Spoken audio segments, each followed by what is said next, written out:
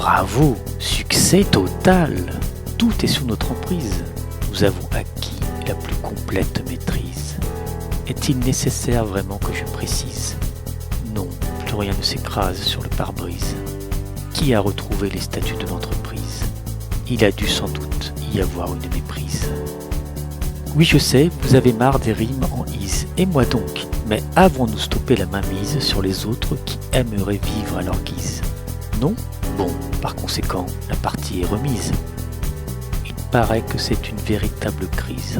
Notre intention n'a pas été du tout comprise.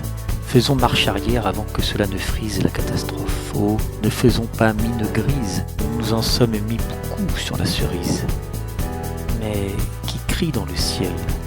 Qui parle de traîtrise ? La 6e extinction, des siècles d'expiation. Depuis ses origines, l'homme a tracé un cercle autour de lui, à l'intérieur duquel il a fait progressivement le vide complet.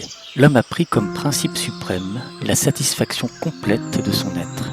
Toute chose doit tourner autour de lui comme les planètes autour de leur étoile. Rien ne lui échappe. Il n'admet aucunement qu'un autre que lui revendique une part quelconque. Au fil du temps, le rayon du cercle s'est agrandi jusqu'à atteindre la dimension de la Terre. Dorénavant, tout est englobé sous la coupe de l'homme. Tout doit servir, tout doit lui servir. L'homme, au début, a mangé des œufs. Aujourd'hui, il gobe la terre entière. Il prélève, conquiert, ponctionne, dissèque, cueille, décime, exploite, arrache, colonise, débite, rase, mutile, harponne, récolte, assujettit, inflige, réquisitionne, accapare, équarrit, supprime. Pourquoi y a-t-il autant de mots pour exprimer la variété de son emprise et aussi peu pour formuler l'admiration et la mansuétude ? La vie en est réduite à être retranchée dans des banques mondiales de réserve de semences, arches de Noé végétales, soigneusement rangées dans des boîtes au lieu de batifolées éparpillées sur la planète. Seule façon pour elle d'échapper aux plus grands prédateurs que la Terre ait jamais portés dans ses flancs et aux conséquences de ses actes. Pourquoi n'a-t-il pas été mis quelques codicilles lors de la rédaction de ce passage de la Genèse ? Dieu les bénit et leur dit : soyez féconds, multipliez-vous, remplissez la terre, soumettez-la et dominez sur les poissons de la mer, sur les oiseaux du ciel et sur tout animal qui se meut sur la terre. Pourquoi est-ce le seul des vœux que nous avons pleinement tenus, au-delà même de ce qui était prévu, alors que nous avons tant souillé les commandements sacrés qui nous interdisaient de tuer ? Oui, nous avons absolument tout dominé, du A au Z à ratisser l'alphabet. Nous souffrons, nous mourrons à petit feu, non d'avoir gagné, mais d'avoir triomphé absolument. Tout parasite le sait instinctivement. Trop gagner, c'est perdre à la fin. Rien ne nous arrête. Il faut dire qu'on s'est très rapidement habitué à gagner notre confort, puis à le conserver. Il faut dire que l'humanité avait pris de l'élan depuis plusieurs centaines de milliers d'années. Cette force d'inertie a fini par nous propulser hors de notre monde commun, de notre terre partagée.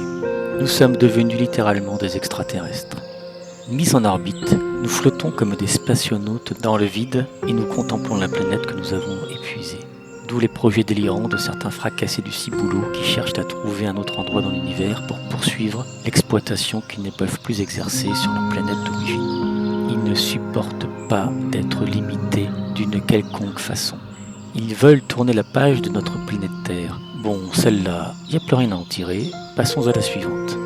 Du piédestal sur lequel nous sommes montés de force, nous contemplons notre berceau d'origine.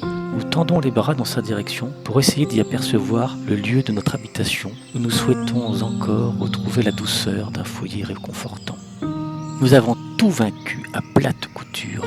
Rien ni personne ne nous résiste, mais nous nous sentons soudain terriblement seuls et livides. Un silence total règne. Nous frissonnons, pas que de froid. Plus rien ne bouge excepté les furies déclenchées par le dérèglement climatique. Nous donnerions maintenant beaucoup pour continuer à entendre le chant des oiseaux. Quelle signification auront pour nous demain ces poèmes qui évoquaient le tri du rossignol, le babillement des merles, le gazouillement des hirondelles ? Que lirons-nous comme conte à nos enfants alors que les ours, les loups, les lions auront disparu et qu'ils sauront qu'ils appartiennent définitivement au passé à cause de nous ? Pourrons-nous encore employer sans rougir les expressions suivantes ? être un ours mal léché, verser des larmes de crocodile, crier au loup, avoir le bourdon, rire comme une baleine, se tailler la part du lion, se traiter de noms-oiseaux, etc. Qu'allons-nous faire maintenant que nous avons tué la possibilité même de continuer à tuer?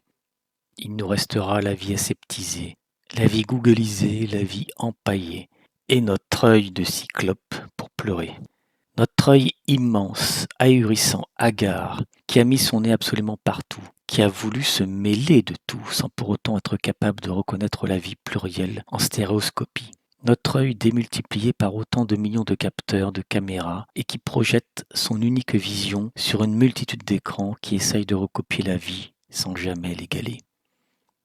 Être capable de voir ainsi partout et de n'y contempler rien. Ulysse, reviens je t'en prie, reviens transpercer de ta lance ce grand œil indécent. Viens abattre ces écrans qui font obstacle à la vraie clairvoyance. Tu peux aller te rhabiller, pas la peine de revenir à Ithaque, il n'y a strictement plus rien.